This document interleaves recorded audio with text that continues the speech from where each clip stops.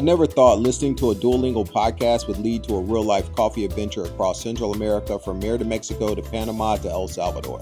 But there I was, sitting at a coffee bar in San Salvador when I heard a name I recognized, a name I first heard in the Duolingo podcast. Could it be him? In 2021, I made a commitment to improve my Spanish listening skills. A friend mentioned that Spotify had audiobooks, and while browsing, I stumbled upon the Duolingo Intermediate Spanish podcast. That small discovery turned into a daily ritual.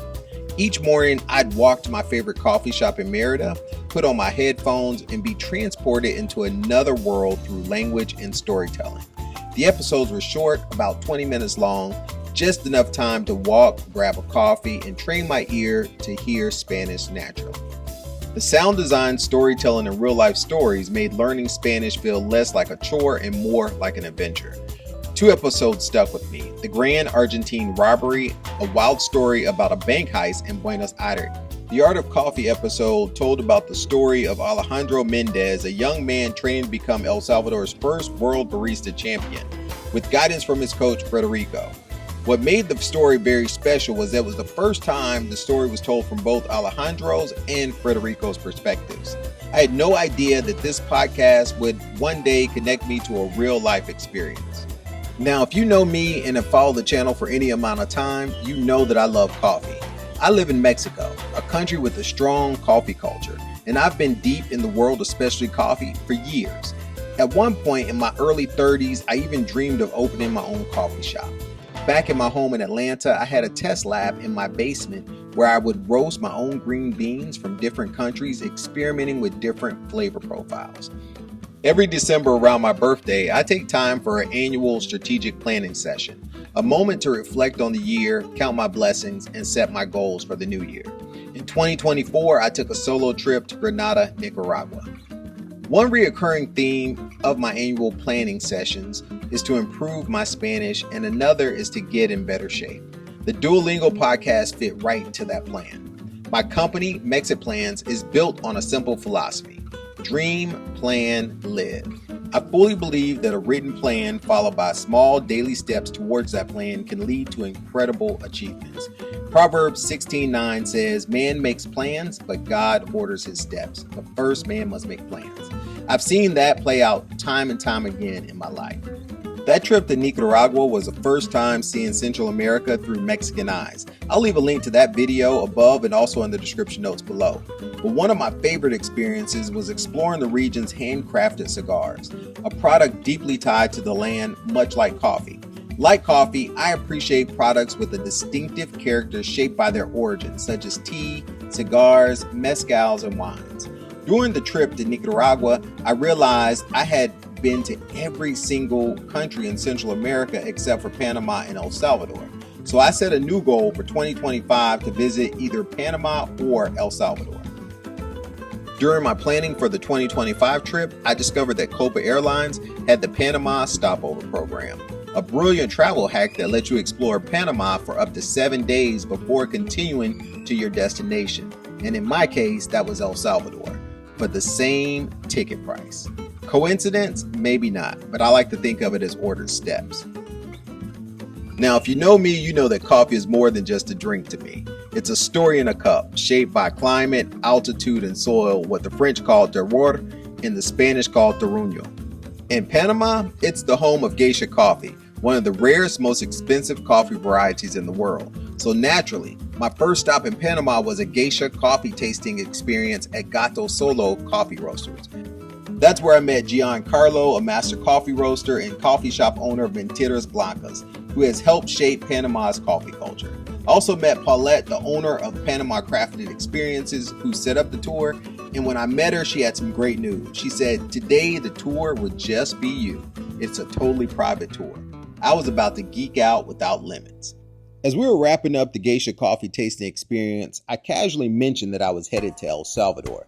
Giancarlo immediately perked up and said, "Man, you have got to visit this coffee shop in San Salvador. It's run by a guy who's trained world barista champions."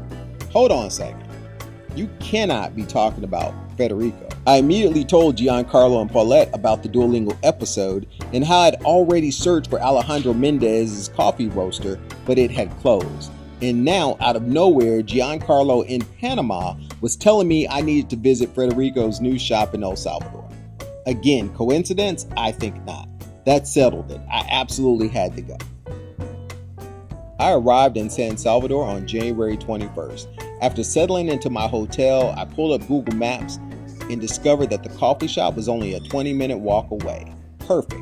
The weather was beautiful outside, cool, spring-like, and much less humidity than in Merida.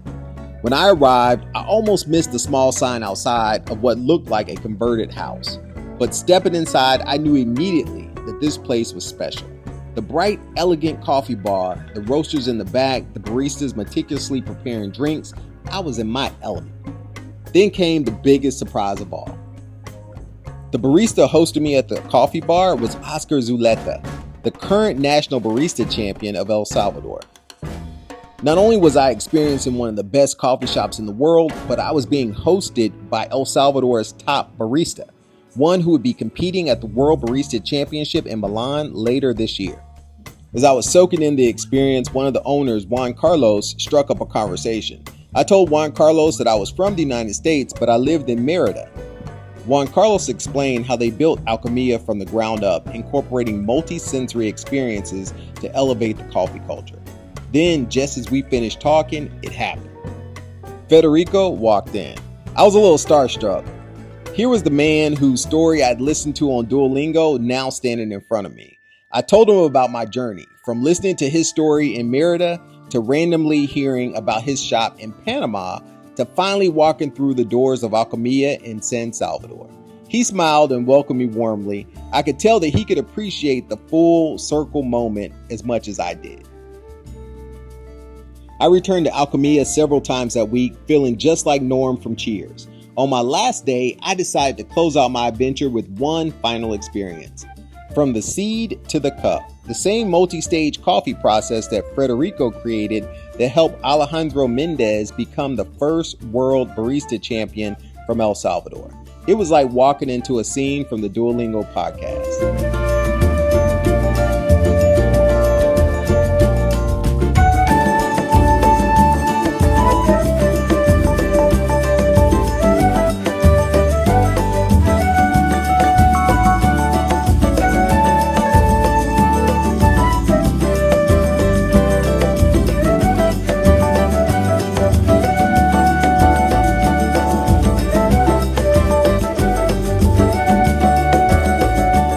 With Oscar, the national champion barista, as my guide, I tasted coffee like I've never tasted before.